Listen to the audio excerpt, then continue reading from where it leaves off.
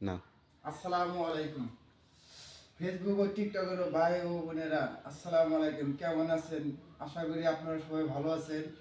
আমাক নিয়ে যেরম সব আলাপ আলোচনা হয় যে তোরা কাম বাদ খালি টিকটক করস, তো টিকটক করি ভাই, আমার তো লাইক শেয়ার কমেন্ট নাই।